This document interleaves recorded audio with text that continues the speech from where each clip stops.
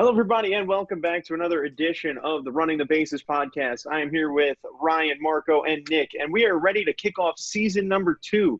That's right. We are officially starting season 2 right here because we have a huge MLB announcement that came out really over the last few days. And the MLB 2020 season is officially here. It is going to be starting on July 23rd and 24th. It is going to be a 60-game regular season. We've got so much to cover in this episode. We're really excited for it. Baseball is back, boys. Who's excited? Me. I'm pretty excited. I think it's evident all of us are excited. Yeah, it is a huge deal. I'm just taking a second to thank God that baseball is back. Thank you, Jesus! Rob Manfred gets to keep his job. Manfred is not as stupid as we thought. I mean, he's still stupid. He's still stupid, but he's not idiotic yet. No, he's idiotic. Hey, he got baseball back. We have to give him some. Welcome to season 2, everybody. So, basically, I'm sure people are wondering what we're going to be doing and how we're separating the seasons, just to set a little bit of a standard. So, at the beginning of every season, we're going to start one season, and at the end of every season, we're going to start another. So, at the beginning of the 2020 season, which is basically now, we're going to do season 2. Then once the 2020 season ends, once the postseason's over, we'll be jumping into season 3, and that'll be all the off-season stuff. So basically, odd seasons will be off-season things, and then the even seasons will be the regular season stuff. So it's going to be a lot of fun.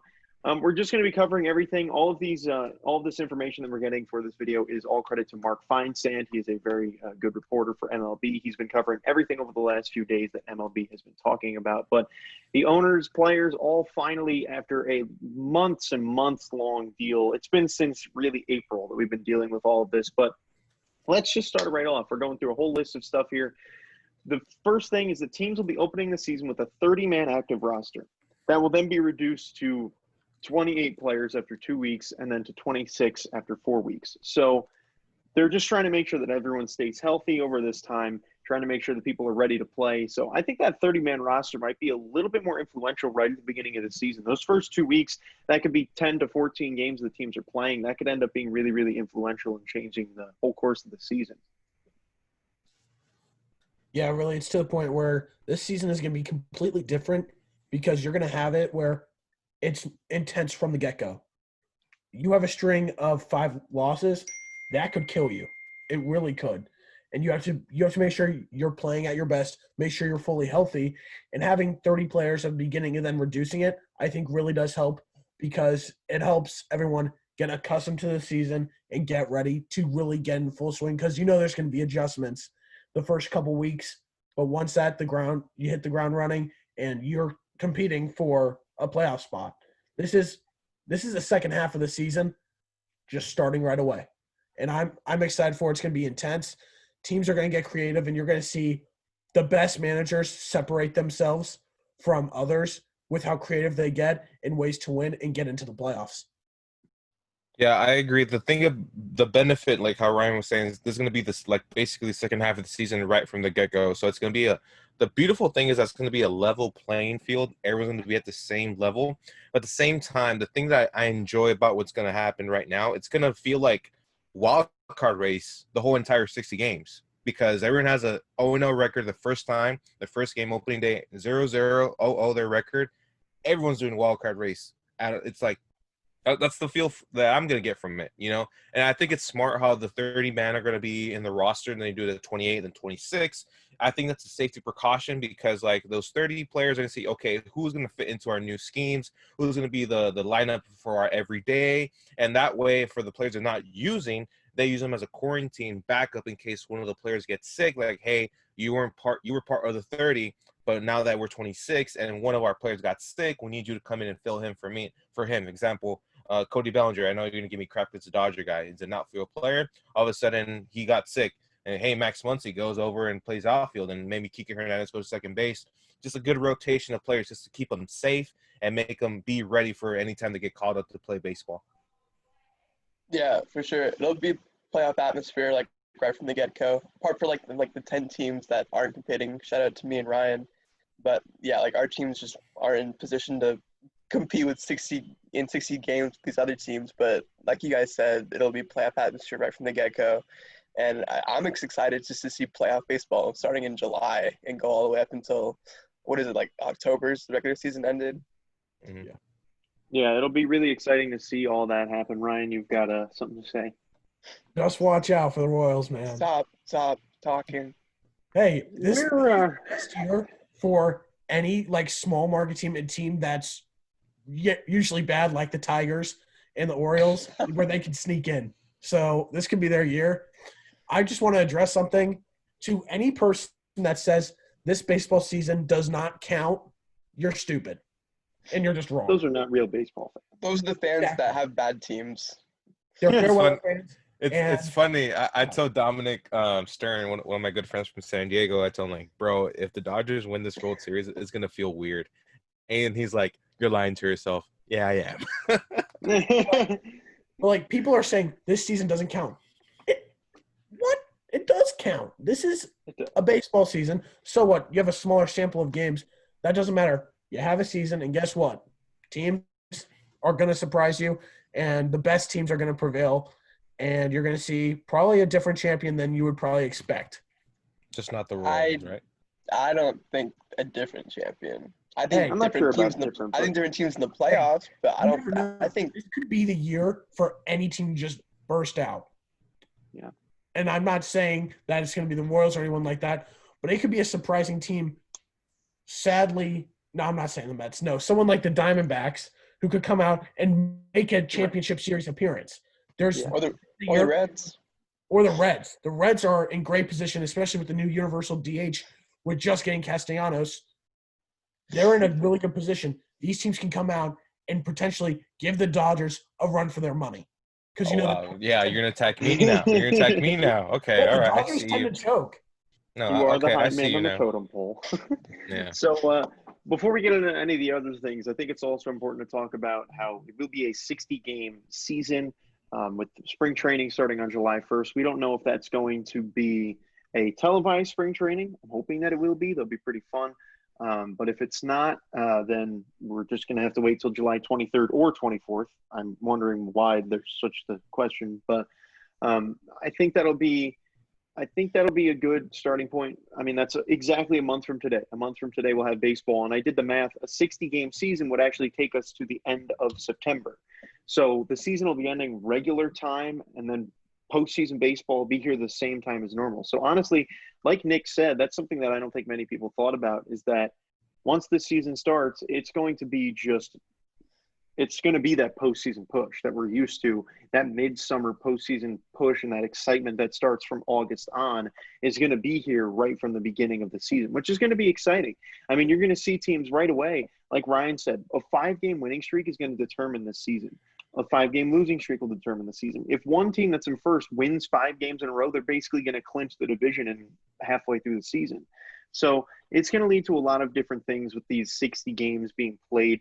It's going to be a change having to see 60 games. It's going to be a weird number at the end of the season, but it's also probably going to lead to a lot of ties, a lot of really, really close play towards the end of the season. And that's something not a lot of people are thinking about. We're going to probably have tiebreakers at the end of this year. We're going to have so many different things that are going to happen that are going to make for a really, really unique season. And I think it's going to be a very, very crazy year that we're all going to remember forever. Yeah, I think the only crazy thing that people are just not liking about 60-game season, they're not used to it. Obviously, Yeah. they're not used to having such a short season. Because I've talked to friends who are in the industry and a couple of my friends here, they just, like I said earlier, some of them don't feel like it's a right season because, yeah, you're used to 160 plus games in a regular season, but no, because of this pandemic, it's a whole different ball game, you know. And it's like how you guys are saying, it's basically the wild card, the playoff push that we had when we come after All-Star break. And once we get like into September games, something like that, it's going to be that atmosphere, but it's going to be a lot more intense. Because it goes back to what you were saying, Michael, 5-game win streak can win you the division or kick you out of the playoffs. You know, so I think people should give this basically a chance to, maybe it could be something for the future. You know, that's the biggest fear I have, in my opinion, is that maybe Rob Manfred, since we say that he's still not idiotic, he uses this season as an excuse to make the regular season shorter. That's my only fear.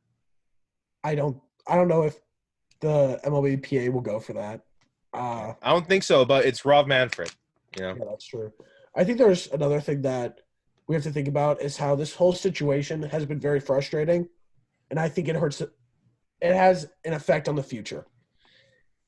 Sadly, baseball and the MLB is dying, and this was their chance to really revive the game before we got to a point where they were struggling severely, and they failed.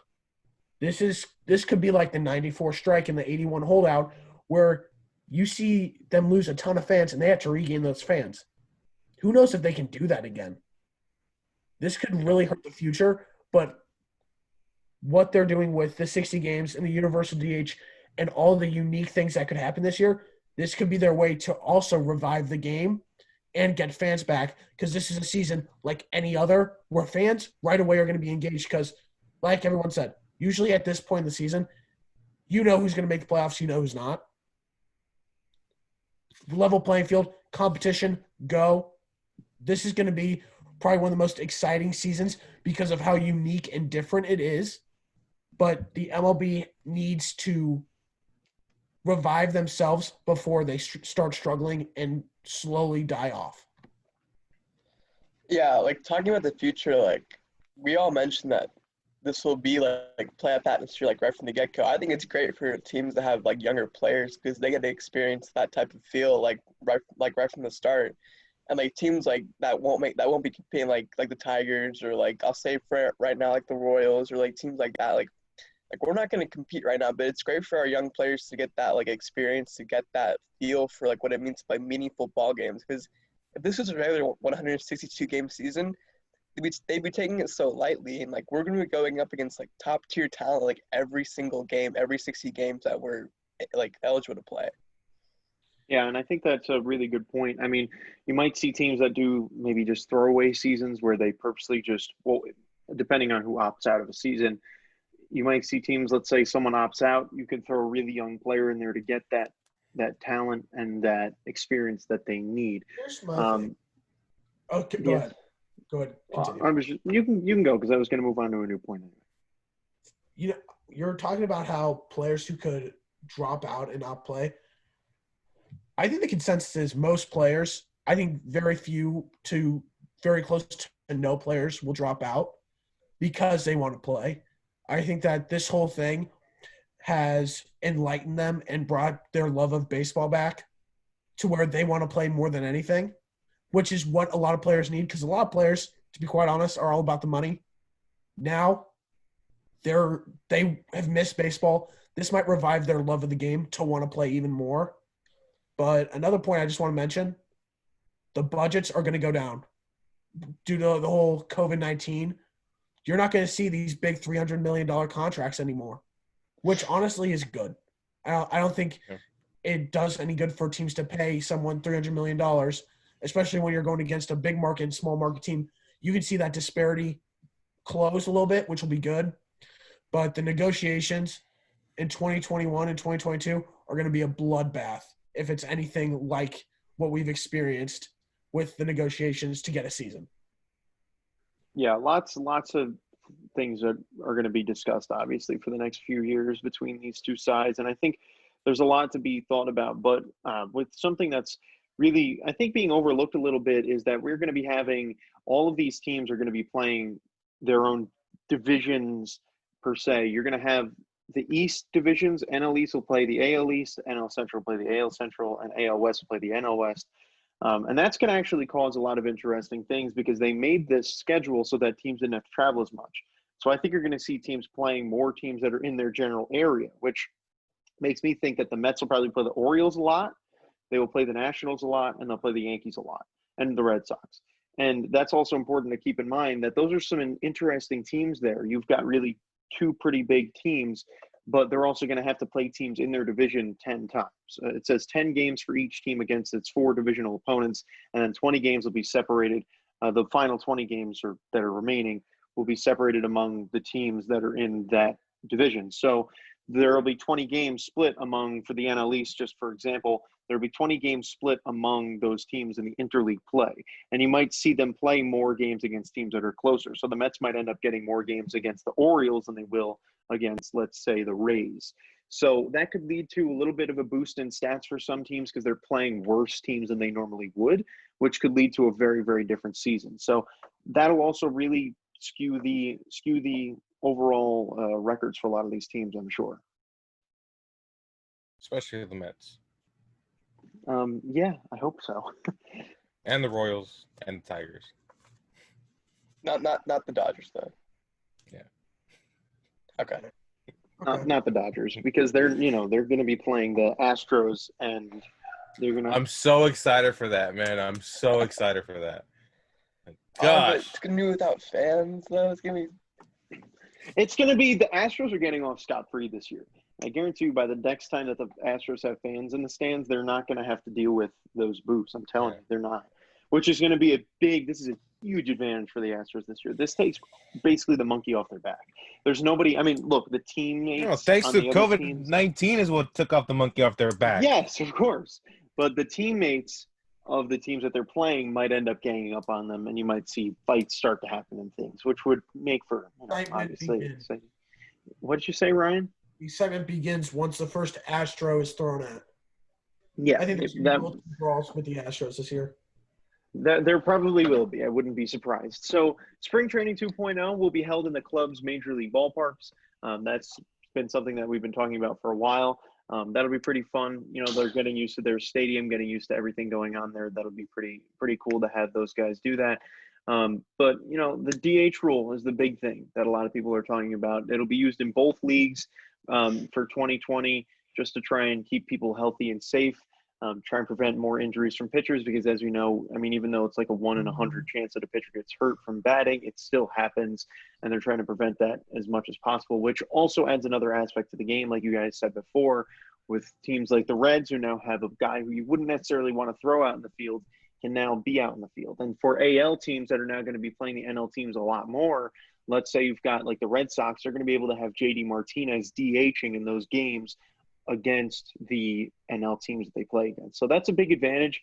Just personally for the Mets, I know that that's big because now when Cespedes is back, they're going to be able to just throw him at DH every day. They don't want that guy in the field because play 5 games. I totally forgot about him. If he plays more than 5 games this year, I'll be a happy guy.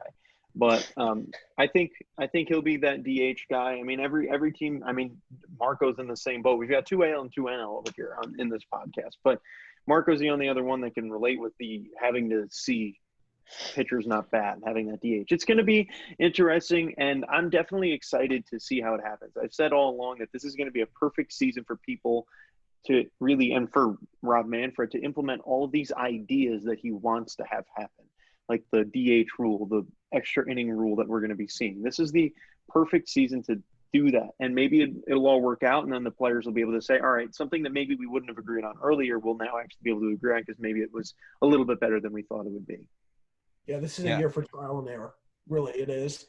And I think that it's going to be good for the league to modernize itself and to attract more people. So I think this is a year where they're going to try and do things to where you can see permanent changes. But I believe the universal DH is also in 2021. Am I right with that?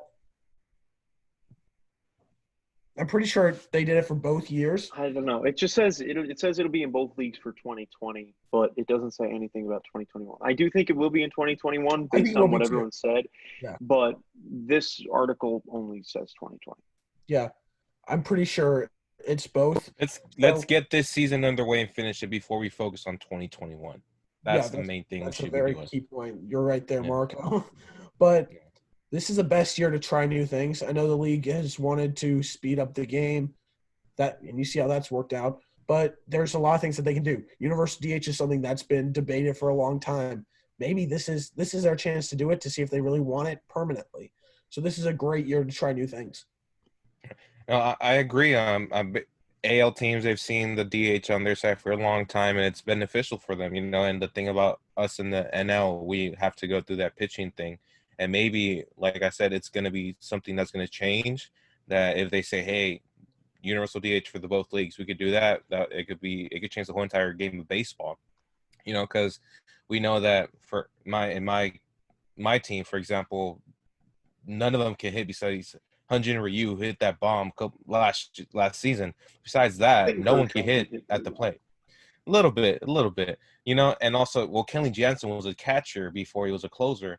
But the fact is that the Dodgers, they were the best home run hitting team the past couple seasons. And the fact that we could have another position player that has power at the plate, it could really help us get into the lead or actually win a game walk-off style, because we're great at walk-offs, you know. So it's beneficial for us to have that universal DH, because it could be what makes us win the championship, or like how Ryan says it, we don't choke. I think it'll also help AL teams a lot too, because I just hated it when like the Tigers would like play like an NL team, then we would have Michael Fulmer having to go bat for like his first time in like however many times he had. Like, yeah, for me and Ryan, it's gonna help a lot because like we'll have the DH every game now, and it won't be like, okay, we have an out now because our pitcher hasn't hit the ball in like years, literally years, because he's never picked up a bat. Now Soler doesn't have to go in the field against NL teams. Yeah. I'm extremely excited to see the universal DH because I think it's just going to add more excitement. So yeah, I think it will. It benefits both leagues. It's not just like one or the other. Like it helps both leagues equally, I feel like. And it'll be it's one of those things that's been debated about for a while, but I'm always one that's very anti-universal DH, obviously, because the Mets have the best offensive pitchers in baseball. So I just love watching the Mets go up there and hit. But don't come on now. We've got Jacob deGrom, Noah Syndergaard, both the two of the best hitting pitchers in baseball. We've also got we had Zach Wheeler, who could hit pretty well. Steven Matz hits really well. Marcus Stroman can hit pretty well. So you know what's so sad? What? You want them to hit because that's the only defense you have besides Pete Alonso, right? You know what? Sure. Just throw them stones. It's okay. We'll prove you wrong when we beat the Dodgers this year. At least Madison Bumgarner didn't hit 2 home runs off your team. That is very, very true. I'm sorry. And yeah, it was it's tough. It's tough, Marco. Sorry. It's tough. But nonetheless, we're going to continue on here. We've got the trade deadline. Always exciting. Most exciting part of the year will be August 31st. So it's a month later than normal, which is – I'm actually excited for that. I think that'll be a really fun thing to have. An August 31st deadline really, to me, seems like it's going to be cool. It's going to be quick. I mean, the season's barely going to have started, so you're really not going to know who you need and who you don't. But I think it's still going to be a pretty fun time. I don't really think we're going to be seeing any blockbuster trades this year like we normally do. I think we're just going to see little mini swaps. Like maybe the best player we see traded is like Jose Iglesias or something. But either way, I think it's still going to be exciting to have it that early in the season, even though it's later than we're used to. But it'll still be that early in the season. It's going to definitely make for a very interesting position for the owners and GMs who don't really know what they need at that point in the season. Yeah, I don't know. I just feel like right from the start, like each team will have its set of like trade candidates just because like we're in full go now. Like teams will like have like 3 or 4 players that we know like, okay, we could potentially like you're a trade candidate like right from the start. Like it won't be like you have to figure it out like all the way until August. Like it'll be like now like you have players like in your farm system that will be trade candidates. We'll have a couple players in our lineup that'll be trade candidates, and like those will be players that like will be negotiated like come August. You know what I'm thinking? It just came to my head. I'm not saying it will happen, but there is probably a chance we might see some big blockbuster trades. What I mean by that is, who knows, whoever gets sick in the season, they said like, hey, they go to a team like, hey, your best player, is he healthy? Is he COVID free? I need a player like him again. Like, for example, like Mookie Betts, if he goes down with COVID, that's the player we traded to help us win the World Series. What if he goes down with COVID?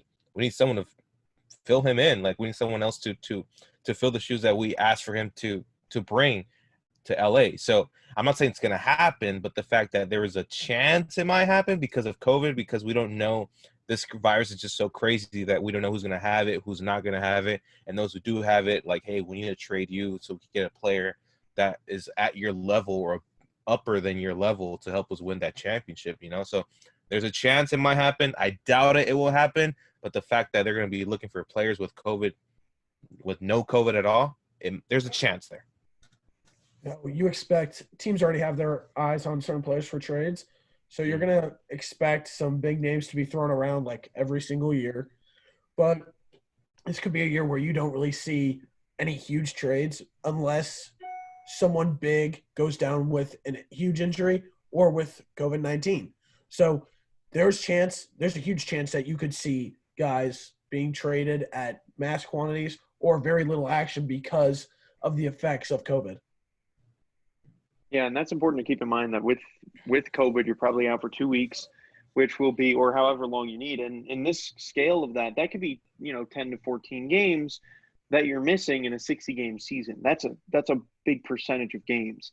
So that's a very important thing to keep in mind, that if someone does go down with COVID, no matter how few games, I mean, it could only just be 2 weeks, but in this kind of season, that is a pretty big number that could end up really impacting the entire season overall. But the next thing we want to talk about here is the extra inning rule that has been really thrown around for years now. A lot of people are happy about it. Some people aren't.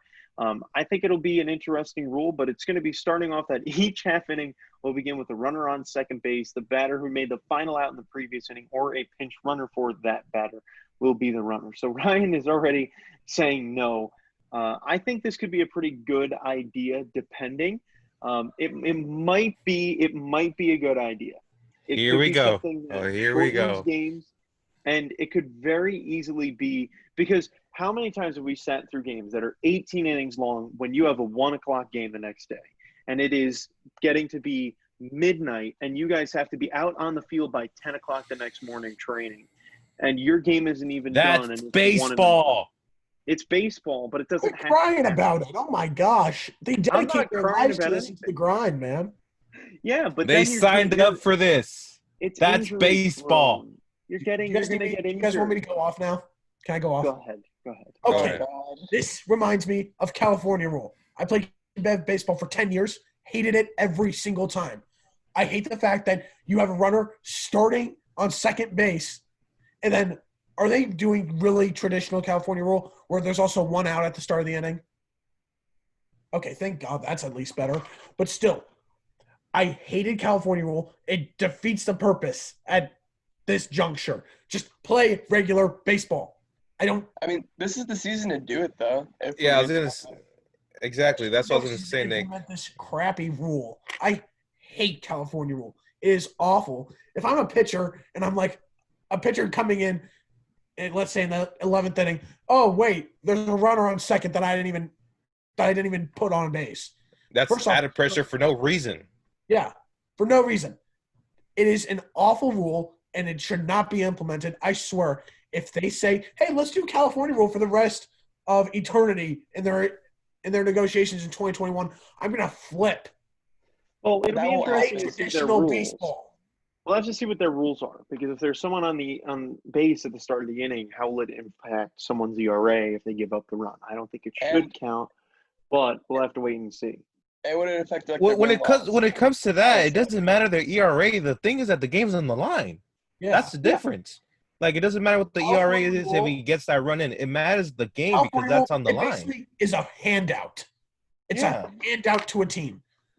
Since when are we accepting teams are getting it? But both teams handouts? are getting Do it. Yeah, nothing. it was If stupid. you want to win, play the game the right way and win it. It is an awful rule, and I hated it. But if both teams get to start with a man on second base, then it's going to already start the excitement at the beginning of an extra inning that is typically lost when players are just trying to come up and hit a home run. No, because people come up and try and hit home runs. It's so exciting. Yes. I don't think you need to add a runner on second base. You I'd gotta be get more- to the walk-off. I would be more comfortable if you would beat on first base. That makes it a little bit more harder. Yes, But I agree. But the thing is, like Nick said, this is the only season to try it. To try different things. This is trial and error. But hold up, Nick. Hold up, Brian. I'm supporting you on this. I hate that rule. I hate it with all my guts because of the fact that if this rule is implemented for the rest of baseball, it hurts the whole entire history of baseball, and it changes the whole entire game in general of baseball, which will make the game lose fans once again, like we're all saying.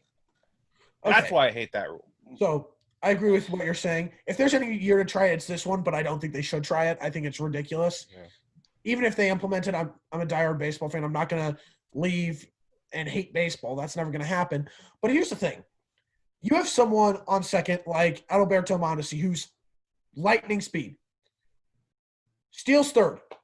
Runner on third, no outs, and you didn't even put him on base as a pitcher. A sac fly gives you the lead. That is a handout. You play the game the right way. You want to win. You go out there and you get runners on base, or you hit a home run and give yourself the lead. You don't take a handout. You play to win the game. Yeah, you play to win the game. I don't know. Teams have the same opportunity that I don't think it's that much Exactly. a big deal. It's like both teams start the inning with nobody on base. If both teams are starting with a man on second, you both are getting the same opportunity to score. Exactly. It doesn't matter. Because think about it. Let's say someone gets a leadoff double in the 13th inning. Every single fan in the stadium is standing. Obviously, there's no fans, but everyone in the stadium is standing excited because they think something's going to happen. It's going to lead to more exciting extra inning games. That is going to make for people are going to want extra inning games because you're going to say, hey, we're going to have people that are there are going to be people still coming up trying to hit home runs, but it's still an equal opportunity for people to drive in those runs. It's going to force pitchers to have to deal with that pressure, and that's also giving them the experience. You're coming up to bat or coming in to pitch in a game where you have a man on second, nobody out. You've got to deal with that pressure of having that situation. I guess I'm just old-fashioned, and I think that okay, Nakash. Okay. We'll go with that. I think that California rule and this whole thing is arguably one of the dumbest things ever invented, personally. You don't start with a runner on second. Let's just see how it goes. Let's just see what happens. The only benefit of the rule being implemented this season is that it's an extra innings. It's not the whole entire game. Exactly. We may not even have that many extra inning games. What's next? You have a time limit? Stop. Just saying. Stop. Guys. All right. So the next thing we're going to talk about is the injured list. Obviously, not tons to go on with here, but the first thing is that with the 10 and 60-day DLs, 10-day DL will be the same. Sorry, IL. 10-day IL will be the same as normal, but the 60-day DL has been reduced to a 45-day DL. Because obviously a 60-day DL is basically season DL. So might as well just step out the whole entire season. Right, exactly. So a 45-game DL, day DL is going to end up being the new thing. Obviously, that'll just be for people that have big-time injuries that are going to be out for the season anyway. But it'll be everyone just takes the Mets. It's okay. I'm used to it. But it'll be I don't think this is going to impact too much, so we don't really need to spend too much time on it. Just an important rule to keep in mind. But there will be a separate DL for people who either test positive or have symptoms or exposure to COVID-19. There's no maximum or minimum days on this DL. So let's say someone is exposed to the COVID, they will have, and maybe 2 days later they're fine, then they'll be back playing again. This will also lead to a bit of a problem because let's say someone's on the bench and one guy on the bench is diagnosed with the disease, then I wonder if the rest of the players that were on the bench for that inning are going to have to sit out for 2 days. That'll be an interesting thing that we have to be aware of. That could be game-changing depending on who gets sick. Because that's not like you can prevent that by being smart and safe with your injuries. It's just you're around someone who had it and you didn't know. So that'll be another interesting thing to keep in mind. The MLB transaction freeze has been in place since the season was suspended. Will end this Friday at 12 p.m. So transactions will be able to begin again on Friday. That'll be pretty fun. I don't really think we'll be seeing too many, but you never know. There might be teams that have had people that they want to sign or trade for. I mean, Yasiel Puig is still on the market. He's the guy who we might see. Oh, bye, Ryan. Ryan has left. He might be going. He might go to the Giants. That's what I heard. He will be right back. Ryan's computer is shut down. He will be back. But anyways, I think keep it going. Yeah, I think that Yasiel Puig is a guy that we have to keep in mind here. Someone who has been out of contention from a team for a few months, obviously, because he can't be signed. I'm intrigued to see if somebody signs on Friday once this ban is lifted. That'll be another interesting thing. But in addition to COVID testing, every other day, some other health precautions are as follows. Team personnel and players not likely to participate in the game will be sitting in the stands or another area designated by the club, at least 6 feet apart. and non-playing personnel will wear masks in the dugout and bullpen at all times. There will be no spitting or chewing tobacco, no celebratory contact, which is high fives, fist bumps, etc. So this is going to be a weird one. Definitely a really weird one. We're going to be having, people sitting in the stands that are, the sick people will be sitting like up in the 400 section. You'll see like a camera shot of here's Max Muncy up in the 400s as he's got the COVID, as he's just sitting up there watching his team. But it'll be funny to see how that goes down. I think. Oh yeah, go ahead. The thing that I'm worried about the most is that personnel and players will not be able to be so close to each other. There's going to be some in the stands, some are going to be super far away. My biggest question is, how is communication going to work between them? How are you going to tell a player, like, hey, I need you to pinch hit, or I need you to pinch run. I need you to go do this. Hey, try this or try this. Like, I'm not saying like it's exactly. So is there going to be a chance of more cheating happening? Because of the fact there's going to be people in the stand like, hey, I saw his sign. He's doing a curveball. And you don't have a mask on. Something like that. It's So a curveball. Let's catch Ryan up so that he knows what we're talking about. So it's that in addition to the coronavirus testing every other day, there will be other health precautions. Like there will be people that can't participate in the game will be sitting in the stands or another area designated by the club, and they will be at least 6 feet apart. There will be no the people that are not playing will be wearing masks in the dugout and bullpen at all times. There will be no spitting or chewing tobacco, and there will be no celebratory contact like high fives, fist bumps, and hugs. So those things will not be happening. But yeah, so continue, Marco. No, that was basically it. I just think the big question is, how will they communicate within each other? If the managers cannot be within the players within 6 feet, how are you going to say, like, hey, try to do this, or hey, he's going to be doing this, or he's going to be doing that? Are there going to be microphones that they're going to be able to use in the stands when they're outside? Are there going to be another Astros scandal maybe later on? We don't know. That's the biggest question that I have. How will communication between the manager, the coaches, and the bullpen and all those work better, or how are they going to communicate to make a decent game of baseball if they need to make a change in their lineup, a call to the bullpen, or something? That's my biggest question. How are they going to communicate? I think it's going to suck for walk-offs. I mean, I just love seeing a player trot the bases and then, like, all of his teammates are just there at home plate, ready to take him in, hug him, push him around, rip off his jersey. Not Jose Altuve, obviously. But, yeah, it's just going to suck that we're not going to see traditionally, like, the things that we saw, like the Gatorade baths. I don't even think they're going to do that when they're, like, having their interview with, like, the reporter. I don't know. Instead of We're not going to see skating. Instead of Gatorade, they're going to dump germ mix on him. And sanitizer. Yeah, it's just gonna be weird. Yeah, it's not going to be easy because communication is going to be really hard, like Margot said. I don't know if they're going to be able to keep up with that because of communication and the ability to steal signs. So it's something that's going to have to be what? Okay, I'm taking this out. I was about to say. I was about to text you. I was about about to text you. So was I. I was like, dude, take it out. Okay, so now let me continue. So communication's gonna have to be completely technological, or they're just gonna have to align it for each batter right away. Like it's gonna have to be systematically planned or something, because now the ability to steal signs is so much easier.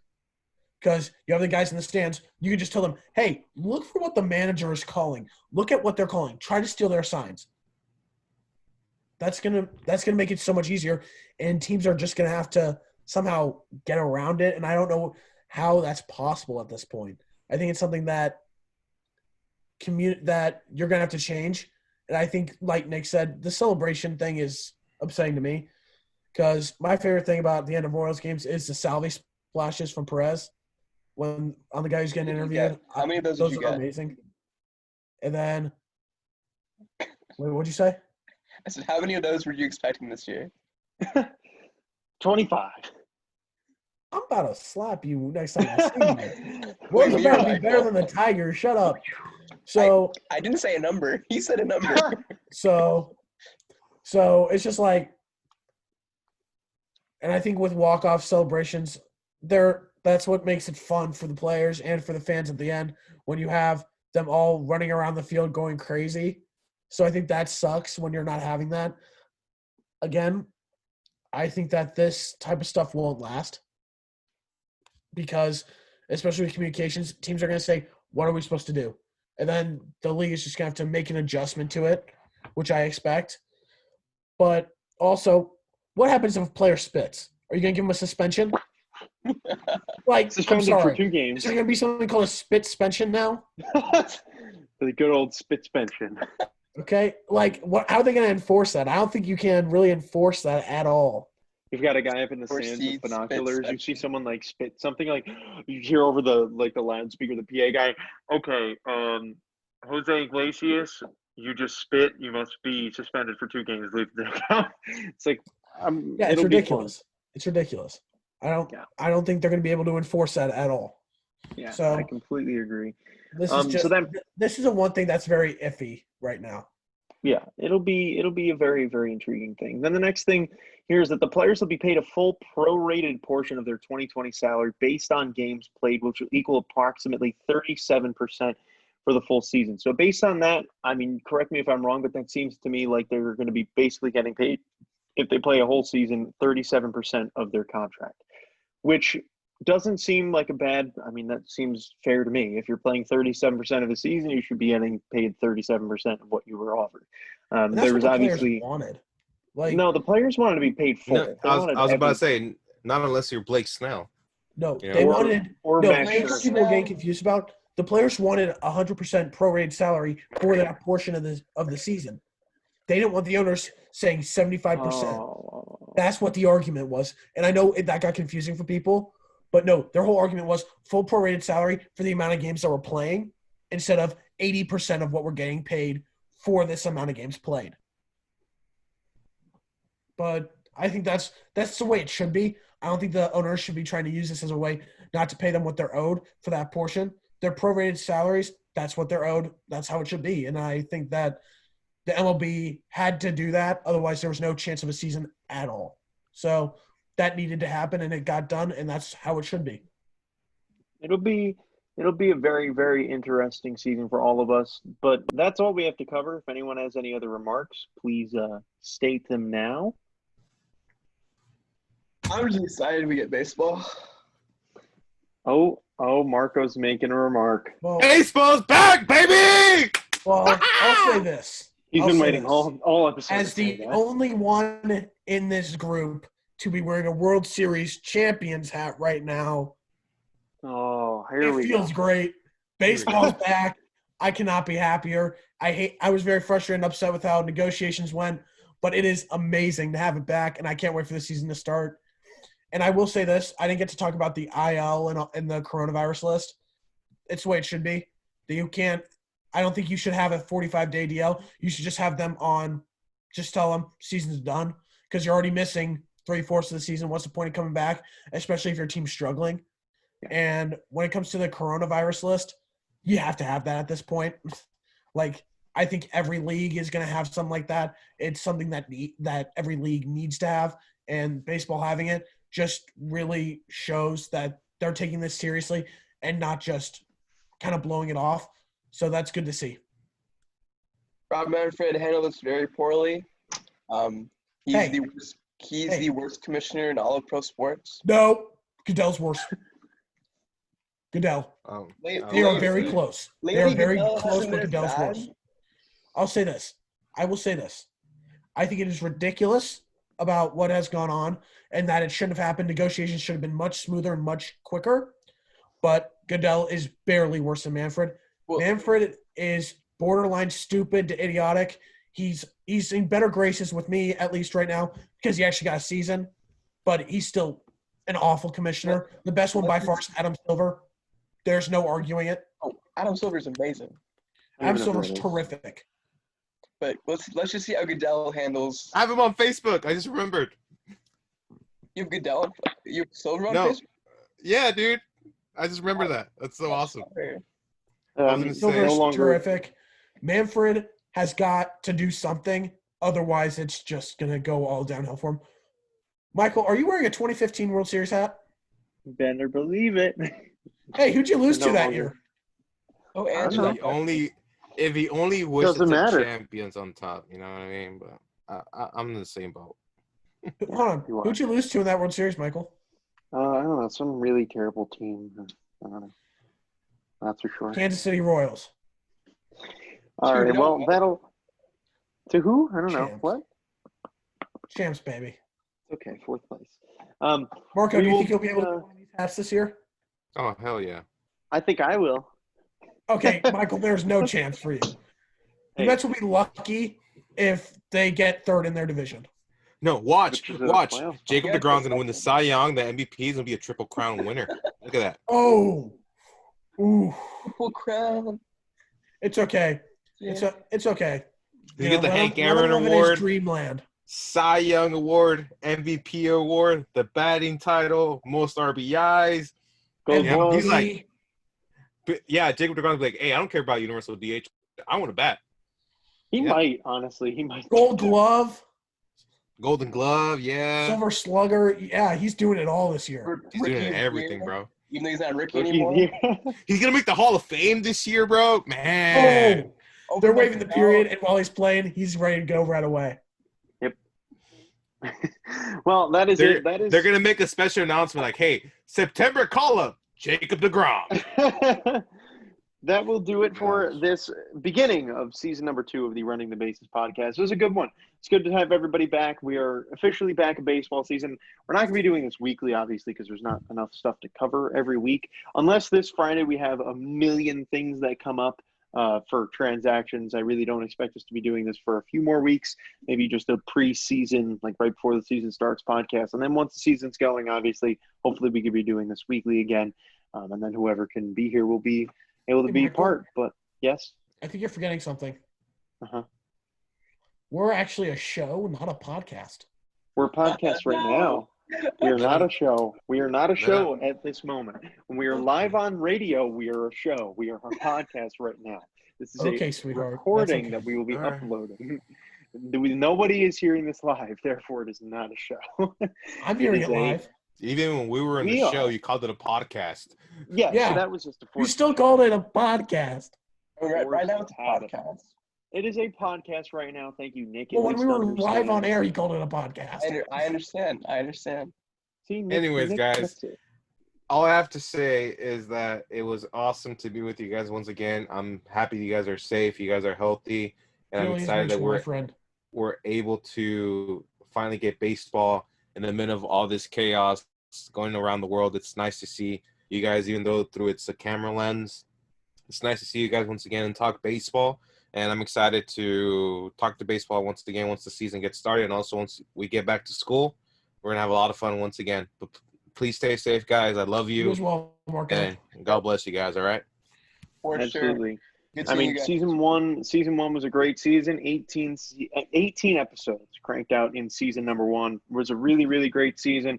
Season 2 should be a pretty good one. We're going to be rolling with season 2 probably till the end of October. So we've got a good 4 or 5 months of this season that should be pretty exciting, and then we're going to be getting right into off-season stuff. But baseball's right around the corner. Next time we are here should be really, really, really close to that baseball opening day. It has been such a long time coming. We're really excited to have you all back. Thank you, everybody, for watching. We'll see you all next time. Tell me pretty lies, look me in the face. Tell me that you love me, even if it's fake.